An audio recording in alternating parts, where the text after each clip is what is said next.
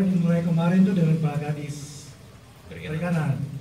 Sempat waktu diskusi itu ada titipan pertanyaan dari teman-teman alumni Poltek.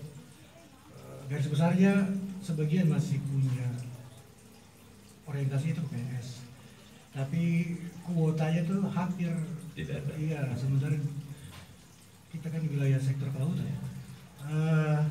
Untuk itu kami coba untuk mengundang Pak Kaban ke sini sambil mendiskusikan ini supaya kira-kira juga teman-teman tidak merasa dianaktirikan. Di satu sisi dianggap ini potensi yang sangat besar, tapi di sisi lain tidak pernah diperhatikan untuk masuk ke dalam kuota-kuota itu. Mungkin Pak Kaban dimulai dengan bagaimana sih Pak proses pengusulan kuota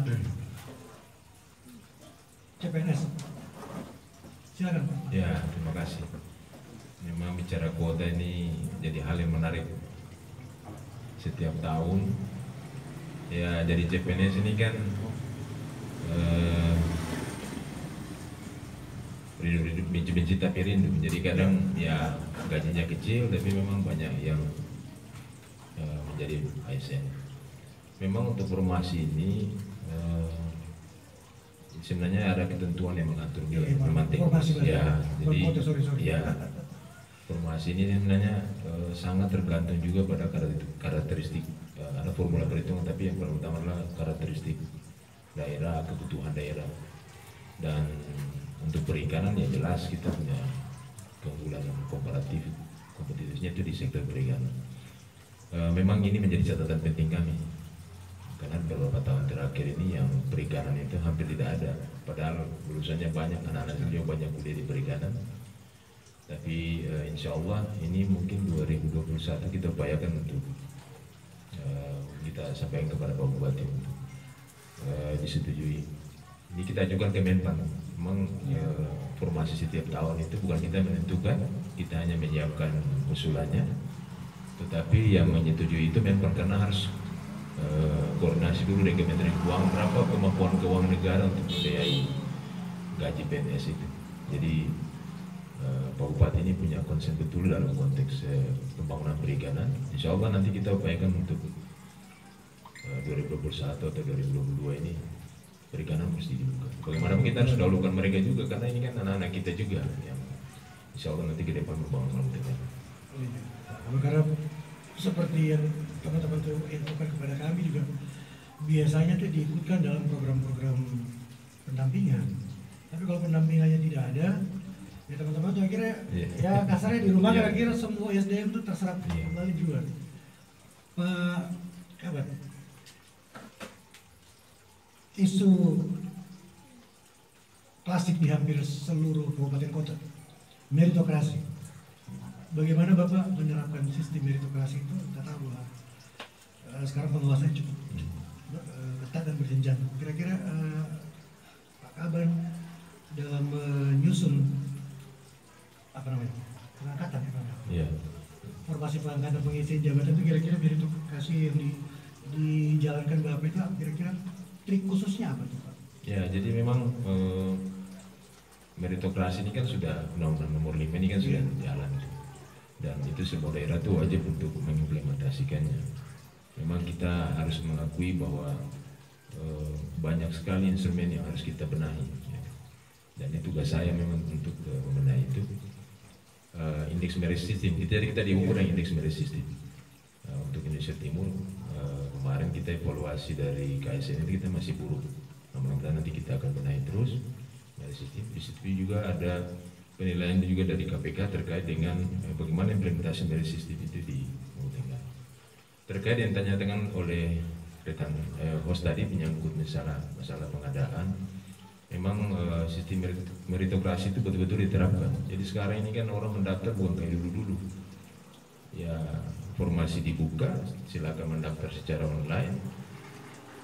BKD hanya memverifikasi sesuai ya sudah langsung cetak sendiri nomor tesnya dan langsung mengikuti seleksi. Di level rekrutmen? Ya, di level rekrutmen sampai. Bagaimana kalau yang sudah di dalam? Ya, yang sudah dalam ini ya memang harus kita perkuat kompetensinya. Ya, minimal PNS itu harus dididik itu 1 tahun itu 21 jam pelajaran paling minimal. Memang sekarang dihargai memang, tapi memang kita kendalanya pada aspek pembiayaan juga. Mudah-mudahan ini kita terus rubah bentuknya, bukan hanya dengan pelatihan-pelatihan diklat, tapi juga mungkin bisa magang, bisa proses pembelajaran e-learning maupun proses-proses lain. Pokoknya kita berusaha untuk memang PNS itu harus kompeten, karena memang perubahan itu selalu ada, masyarakat punya tuntutan juga terus meningkat, jenisnya juga banyak tuntutan juga, jadi PNS harus banyak mengikuti perkembangan masyarakat punya kemauan. Pak Kaban, di sini juga ada Ibu Asuci Komisioner Bawaslu Maluku Tenggara. Kita tahu pada beberapa saat lagi itu akan masuk momen-momen politik, walaupun masih tersisa berapa tahun? Masih dua tahun lagi ya? Tahun depan. Tahun depan, 1 tahun lagi kira-kira. Bulan Juli atau Agustus. Oke, informasi nanti kita setelah ini sesi khusus yang bersuju. Yang mau ditanyakan Pak, independensi ASN. ASN ini ada yang bilang kalau ASN ini tidak boleh berpolitik, tapi dikasih hak politik. Jadi seperti orang itu disuruh tidur tapi dilarang tutup mata. Kira-kira Pak Kaban, konsep ini masih efektif tidak Pak? Kenapa tidak seperti, kalau pikiran saya pribadi, kenapa tidak seperti TNI dan Polri? Selesai di luar. Ini kan ya tadi Pak, disuruh tidur tapi tidak boleh tutup mata. Itu kira-kira bagaimana Pak? Kalau saya pribadi sih lebih baik sama seperti TNI Polri, tidak usah memilih. Namanya orang memilih, dia tidak netral. Itu sebenarnya prinsip pribadi. Tapi kita ASN ini kan ikat dengan ketentuan. Kita dituntut netralitas. Tapi di satu sisi kita suruh memilih. Nah, ini juga susah juga. Ya, jadi memang PNS juga adalah individu pribadi yang kita tidak bisa membatasi pilihannya juga. Nah, kadang ya yang perlu kita tekan adalah dia harus bersikap netral pada kontestasi politik itu. Ini mengingat waktu Pak Kaban masih ada lain Pak Kaban. Mungkin terakhir untuk terkait dengan tadi Pak, independensi dan ketidakberpihakan dalam pemilu peralatan politik, ada yang mau disampaikan Pak kepada seluruh masyarakat, termasuk ASN juga Pak? Ya, sebagai kepala BKD ya berharap PNS itu netral saja, ya, karena memang politik itu tidak menguntungkan. PNS itu harus bekerja profesional saja. Pemerintahan bisa berganti, kalau PNS itu profesional pasti dipakai juga. Nah, saya kira-kira itu. Kalau kepada masyarakat yang biasanya malah ikut tarik PNS, yang bilang kira-kira apa? Ya, ini jadi tantangan buat PNS juga. Ya, artinya harus bisa pandai-pandai menempatkan diri. Ya, itu sebenarnya intinya, pandai-pandai menempatkan diri lah. Oke, baik Pak Kaban, terima kasih atas waktu singkatnya. Saya tahu Bapak banyak acara menyempatkan diri hadir di sini malam ini.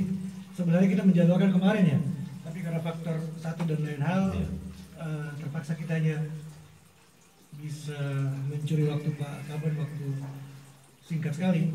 Untuk itu pun sangat berharga Pak buat kami di sini, sudah kedatangan Bapak sebagai narasumber malam ini. Semoga ke depan isu-isu netralitas, isu-isu meritokrasi yang masih ramai di mana-mana itu tidak terlalu banyak terjadi di Kabupaten Maluku Tengah. Terima kasih banyak Pak. Terima kasih. Baik, tapi kalau tidak Assalamualaikum warahmatullahi wabarakatuh. Yang Bawaslu yang perlu